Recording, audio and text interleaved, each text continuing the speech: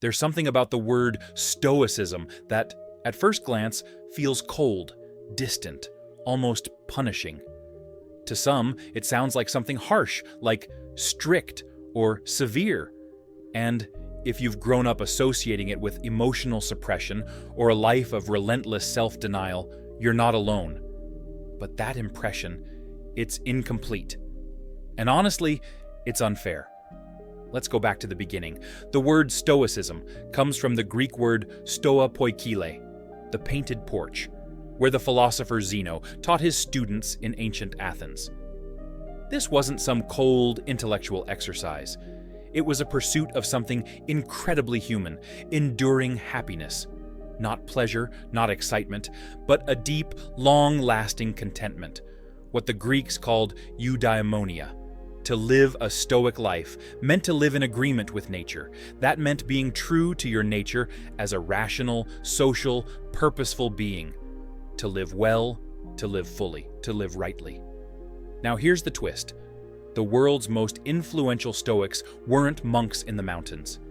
They were leaders, warriors, slaves who rose to wisdom. Marcus Aurelius, an emperor who ruled the Roman Empire, wrote his personal journal not as propaganda, but as private guidance to stay grounded. Seneca, one of the wealthiest men in Rome and advisor to Emperor Nero, wrote timeless letters reminding himself how to handle fortune and loss. Epictetus, born a slave, physically crippled but mentally unshaken, taught that no one can control your mind but you. Ask yourself, is Stoic really a word for someone who suppresses life? Or is it the name for someone who rises above the noise, no matter their circumstances?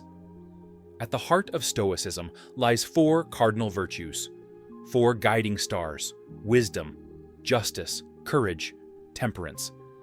Every Stoic act is an expression of one or all of these. When you make a choice, ask yourself, is it wise? Is it fair? Is it brave? Is it self-controlled?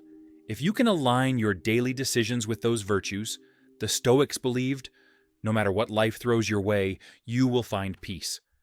Not just fleeting comfort, but the kind that lasts through storms. And here's where it becomes even more practical. The Stoics divided the world into 2 camps: what you can control and what you can't. That's it. Your thoughts, yours. Your actions, yours. Your goals, yours. But the opinions of others, the weather, the outcome of a tennis match, not yours.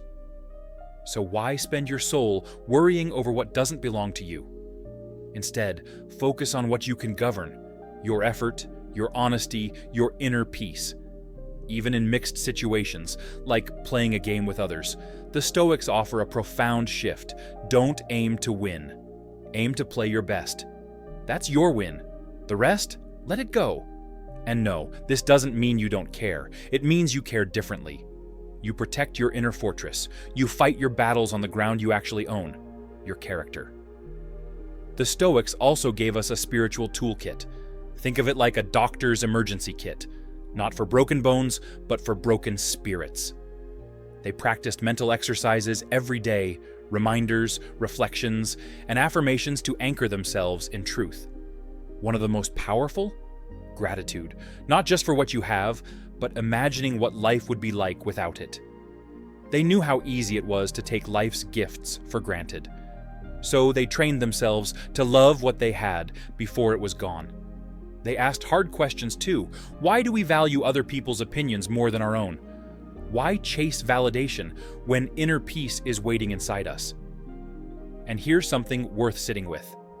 If you want to grow, don't avoid the hard stuff. Just like a boxer doesn't improve by fighting weak opponents, you won't develop strength by avoiding pain. Growth requires resistance. That's why the Stoic doesn't run from adversity. They face it head-on, because each hardship is a chance to practice what they preach, to stay calm, to choose wisely, to be better than they were yesterday.